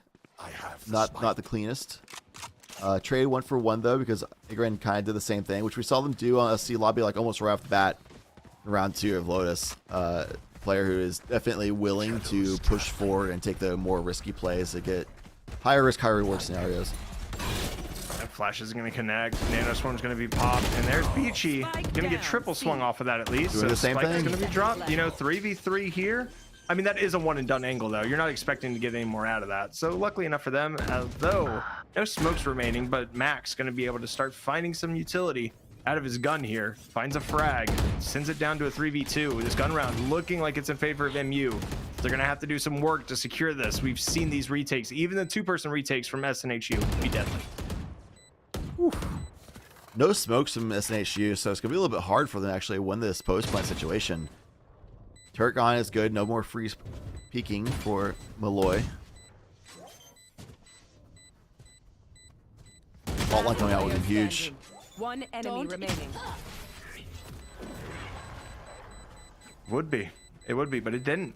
Time was kind of dwindling down. Obviously, in a 2v3 retake, you have to take your time. You have to clear out all of the angles together. You don't want to take a 1v1 and put somebody else into a 3v1 scenario. And just a little bit too much time taken to get on site there. Obviously, the flashes have been burned, but a fault line there would have been absolutely massive. Seeing that turret in that position, of course, I think kind of really frees you up to at least know one is there and try to get that value out of it. Didn't happen that round, so MU is going to be able to swing through it. Yeah, I mean, obviously, SNHU didn't know exactly where the 2 Molloy members were, but the company is a pretty common holds position, and on the far back left of C lobby would be another common hold position out of the 3 for playing for long. So if you just fault line 2 of the 3 angles and just watch the 3rd angle for your teammate, you can get a pretty free have to fuse at the very least and pop off and have guns out when the enemy challenges. Nice spam by Chamber only. Going and just doing some little due diligence, clearing angles that in positions commonly held, especially since utility was used to get them walked up. No chip damage found either. Agrin's in a tough spot. Gun in hand though. He hasn't been bailed out by Hilton. Oh my god, clear of that. Down A. Overheats again. Well, they're stunned at that, or not stunned, but they're suppressed at that point, so there's not really much they can do. So we're going to see, of course, the Rolling Thunder be used in essence in trying to secure this round, and unfortunately you don't have enough speed to get out of this alive, or do you? Rubentus somehow gets unconcussed from that Rolling Thunder, able to escape by with their life. They should be able to at least secure a plant, so you might be playing on 12. Good news is though that, you know, maybe $300 will get you enough, but it looking like in time here, C-Dubs does get the flash out, and there is the head, able to find it even though they're suppressed. Doesn't mean you can't shoot your gun. It's a great angle to get on top of logs with, an SNHU on match point to send them to the grand finals for the ECC conference right here. This is huge for them, reigning champions, and they're showing why today. C-Dubs training for a 5K in that round, like literally running all the way over to A site. Oh, gotta go B, you go C, running all the way to C. And then it was there before Rubentus even made it there. I'm cool with the Renault theft being used in a 3v1 situation. And a map as wide as Haven, it's kind of easy to catch people in rotations and do a little guerrilla tactics to find your quick little 1v1s. We're going to see Thrash here as well. Thrash gets stunned, so going to be slowed down a little bit and just automatically commits it again, going through that Cypher cage, not able to get any value out of it, and Agran's going to be able to find 2 here, and it's just a bloodbath right now as Agran finds 3. Let's just go ahead and make it 4, and that's how the match ends. It's going to be SNHU coming out big, winning 2 matchups. The first one, 12-3. The second one, 12-5. Both the 3-site maps coming in clutch for them as they move on to the grand finals of the ECC conference. And Chad, I mean, we just continue to kind of see that team play, and that breach was completely clutch, that entire map for SNHU. Yeah, C-Dubs definitely played immaculately. Honestly, the entire team did. They definitely overheated sometimes, we call that, but honestly, I feel like, well, I at least would hope that if they were in a lot tighter and closer round match, then they wouldn't play that loose and reckless. They definitely had a lot of breathing room to work with. And I feel like that confidence, that feeling of, okay, we're going to get this win. We have a lot of room to work with.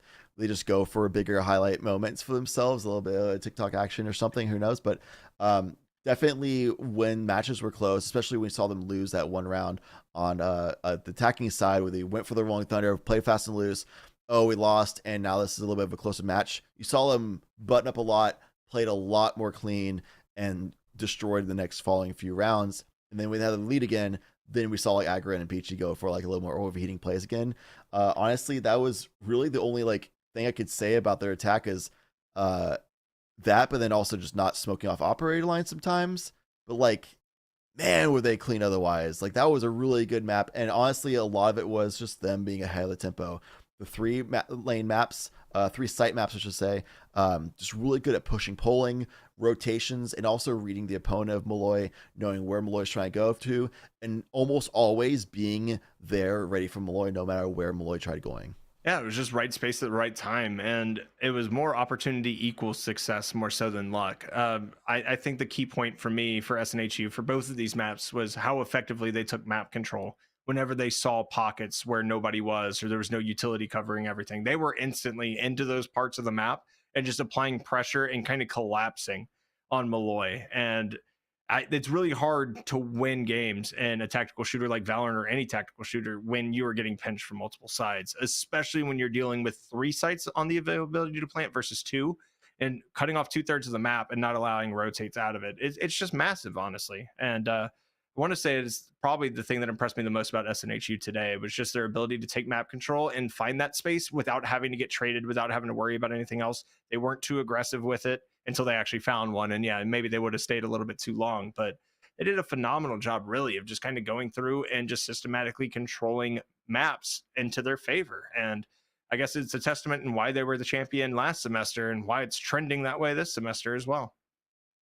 Yeah, definitely a very impressive performance at SNHU, a team that I wouldn't be surprised if they're considered to be the favorites going into the finals as well. We'll have to see what the opposition on those other semifinals look like to really get a little gauge on that one. But we definitely know it's going to be a really exciting finals no matter what, especially with a team like the caliber of SNHU in there. Yeah, I mean, just the utility combinations, everything else they throw together. And an integral part of that is going to be joining us after we get to catch our breath just a little bit after that banger matchup. We're going to be getting Ty in with SNHU, so stick around. Right after this, we're going to be speaking to Ty, asking him a few questions and kind of poking and prodding to see who they think they're going to be taking on in the finals. We'll be back right after this on Esports U2. You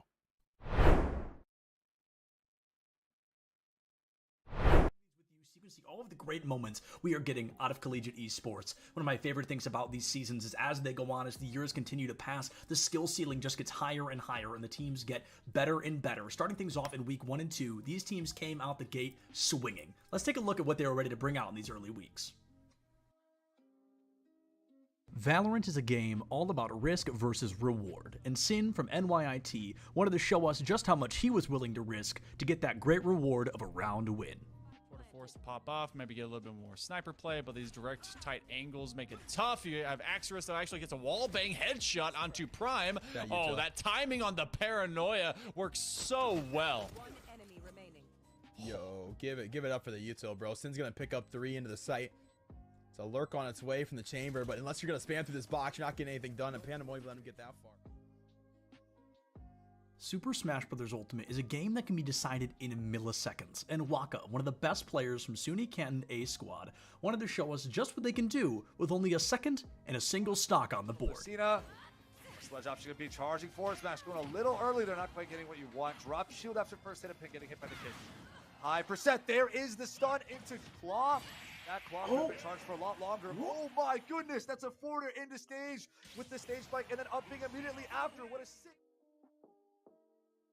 1 point in Rocket League can never make a team feel comfortable, but Driftsy wanted to show us that not only was he going to pick the pace up, but he wasn't going to let his team down. Defensive test with flying colors, though they couldn't get out, and that is the important part at the moment. Clears a must for UA, and it's just not in the cards at the moment.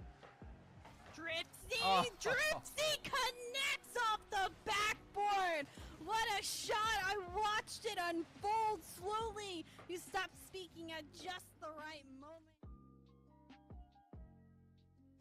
Valorant is often called a team-based shooter, but sometimes it can't just be about the team. Sometimes you gotta have those hero plays. Spec wanted to spray and pray and was actually able to save the day for SVSU, tying up the series 7-7. Hard B push here, 2 Omen smokes coming out. 1, oh, Spec just finds 3. What? Spraying through the smoke? Oh, what, Spec? That's not legal, man. That's not legal. This is match day 2 of the ECAC league. You can't be doing that right now. Spec just goes with the call. Here in this clip, Fanshawe finds themselves with their backs against the wall, 20 seconds left on the clock, and they're desperate to take down Wake Forest. They don't have anything to get through this team, they don't have any weapons on the field, but with Jackie Moon in the wings, at least they had a sniper. Apparently. Guys gonna believe all the shots. Oh, a sniper! Jackie Moon from about midway through. What a shot right here from Jackie.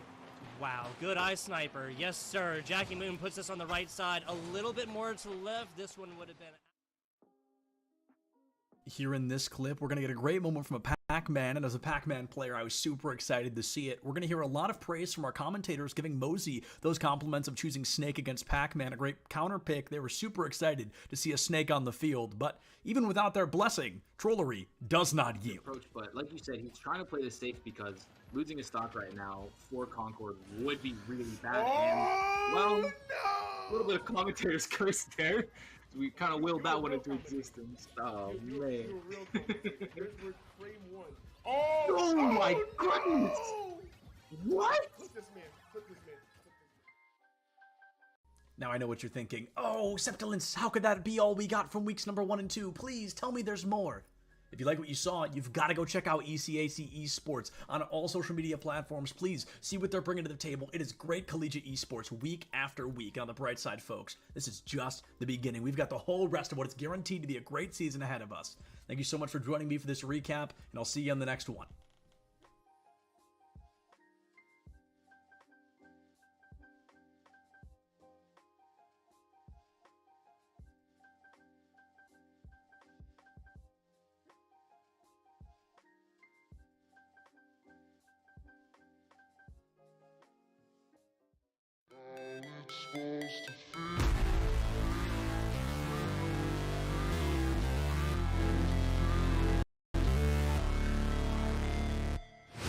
Never break, always fight, never quit, do it right, play the game, win it life, have no shame, there's no time, feel the pain, live the grind, I could change, in my mind, pick a lane, commit and climb, the only way to win it life, I never miss that fact, taking big is that we don't have these preconceived notions, and we're willing to listen to our membership and read the room, read college athletics and how it's connected and how it's not, and take what we have expertise in championships, but also throw out some of the other stuff. I remember when we first started, there were some conferences were applying their amateurism rules to all of their esports competitors, and I think we knew enough to know that no, that's not going to work in an esports culture. It's got to be very different. And by the way, the NCAA was going in a different direction. You could see the train had already left the station on that, and so it's an incredibly dynamic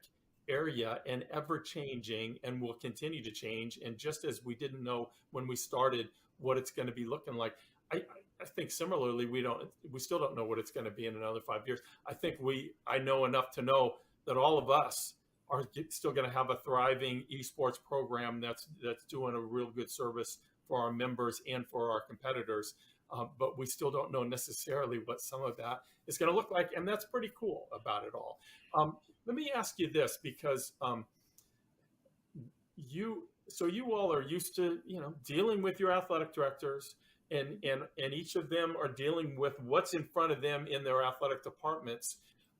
My guess is at least some of your schools are that this is not necessarily operating within the athletic department. And can you talk about how you navigate that in a conference office, and maybe the best way to handle that, or do you have preferences? Do you try to steer them one way or the other? And just talk a little bit about that, if you don't mind.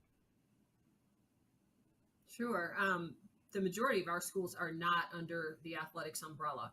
We have one institution that perhaps by next year will be under the auspices of athletics, but most of them are in other departments across campus. Right. One of the things that has helped us is that we have support from the president's office. And so in order to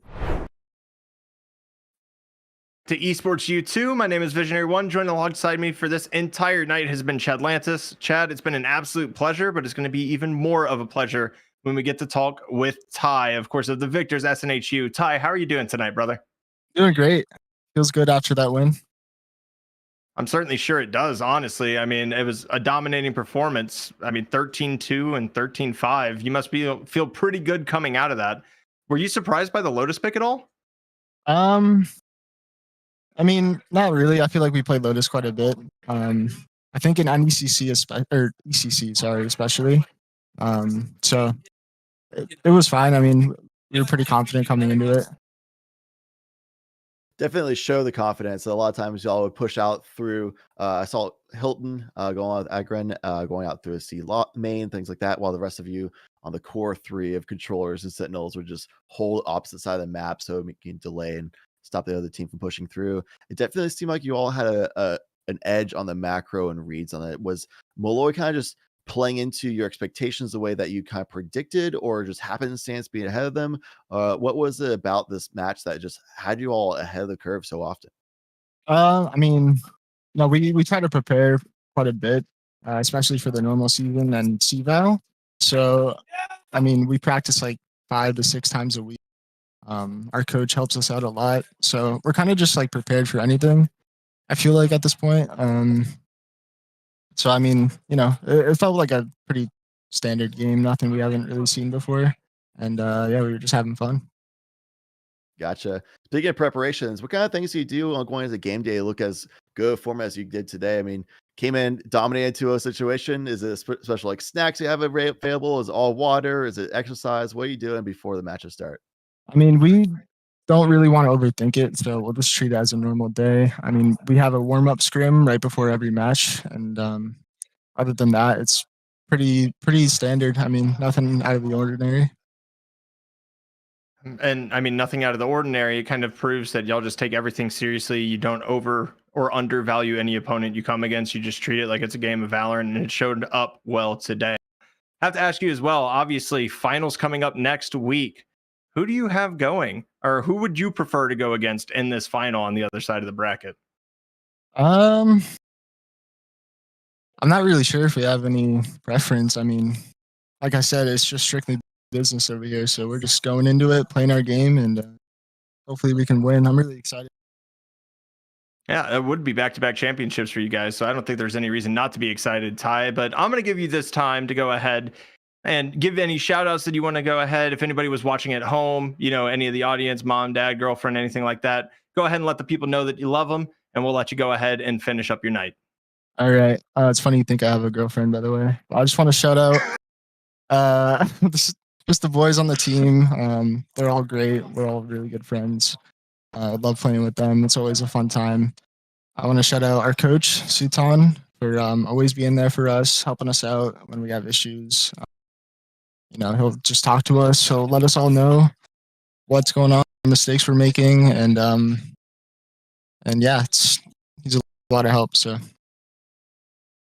Well, Ty, I got to say thank you so much for joining us tonight. And I'm going to go ahead and throw it over to you, Chad. Do you have any final thoughts for this one other than good luck to whoever, of course, SNHU plays next week? I mean, yeah, definitely good luck. Have fun. GG's.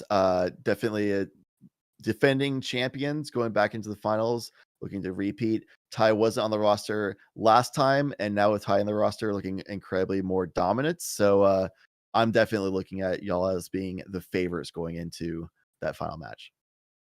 Thank you. Appreciate that. Well, thank you once again for joining us, Ty. That's going to wrap it up for us here at Esports U2 tonight, of course, covering the ECC Valorant semifinals. Tomorrow, Esports U2 is going to be bringing you the ECAC League of Legends quarterfinals, as well as next week we're going to be covering we're going to be covering, but we're not going to be at the ECC finals at Brooklyn, of course, is going to be in Brooklyn on April 22nd. It's going to be the winner of SNHU, the winner tonight, versus the winner of CSI and, of course, NYIT. So that's going to be a banger matchup. We're going to be able to catch that. And then, obviously, if you're in the Brooklyn area, always go support your college Valorant teams. It's a lot of fun. Obviously, the Valorant that you're witnessing is high level. Also, as always, have to give a shout out that CECC, the Collegiate Esports Commissioners Cup Finals. The May Madness is heading to Texas, baby. It's going to be happening at Esports Stadium in Arlington on May 6th and 7th. And if you can't be there in person, of course, you can catch all the action here on Esports U. For more information, head to collegiatesmg.com. Again, that's collegiatesmg.com. Thank you so much for joining tonight. Again, Chad Lantis, it's been an absolute pleasure, and wouldn't be anything without the homies in the background. Of course, Professor Layton behind the scenes, doing all the work, bringing our faces onto this, bringing Ty into this. We thank you so much for sticking around with us tonight. And hey, maybe go check out the main channel. I'm pretty sure Valorant's still being played on that right now.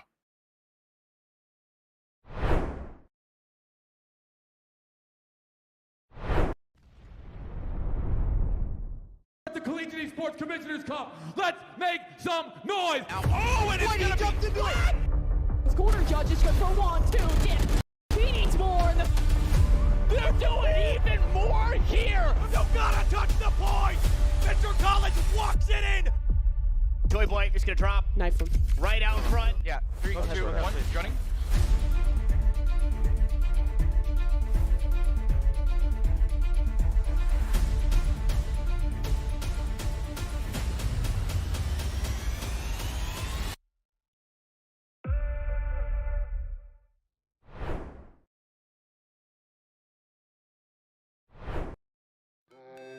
Supposed to feel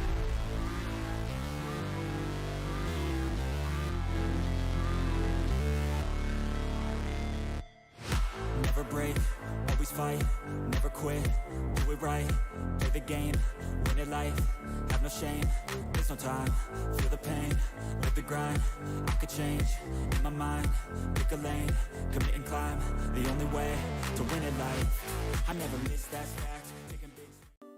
That's so cute. UCF, and it's really cute. I'm gonna move down here. How do we feel? The odds for UCF? What are we thinking? They got it. No, we got this. We got it. We got it. Go Knights. Charge on. 100%. My friend Nick is behind you. He's gonna record it. Don't look at him. You'll ruin the shot. Don't look at him. Don't look at him. Come on. Oh, let's go! Let's go!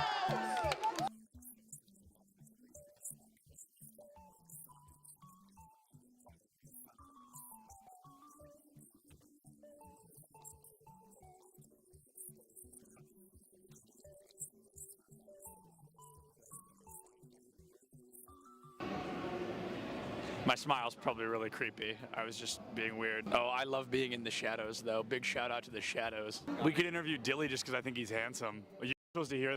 Here's the thing about the event. I'm the greatest that's ever lived. Literally true. I know him. I think everyone knows that. I think everyone's aware of that. Hey, do you have a VIP access badge on? I actually have an all access. Oh, an all access. I thought it said VIP access. And that's only available for the best.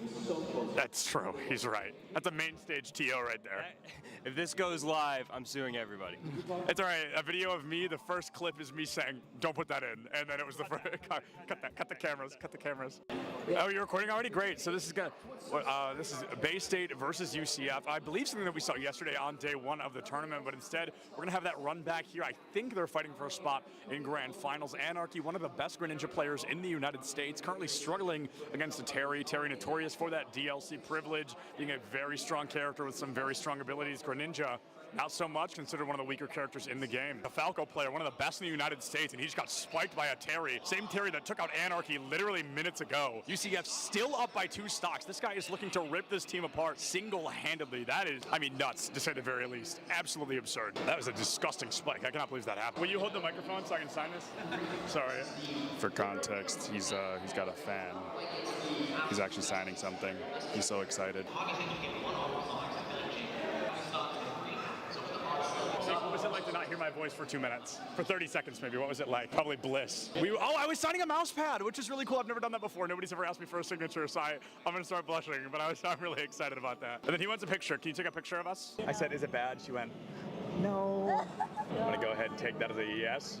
Turns out I can't tie a tie sitting down. What do you think is the appropriate face-to-screen ratio for a Valorant player? Face to screen, like how close I sit? Yeah, like how close should a player sit? Personally, I play really, really close. I think it depends on your eyesight, but for me, I like playing close because it helps me focus on my crosshair.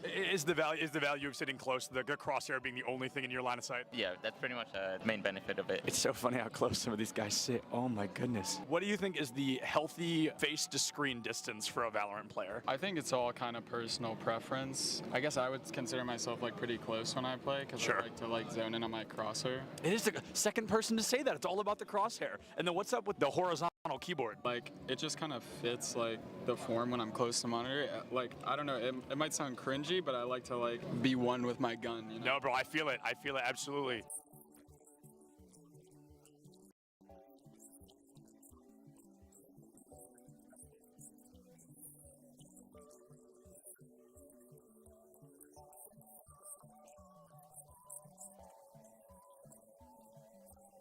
What is going on, everybody? I am here with some UCF fans. How are we feeling about UCF? Let's go! Let's go! We've got a bunch of UCF fans in the crowd right now. UCF, they're up by a single game. They're looking to find their third and possibly final, secure a spot moving forward. Things looking great.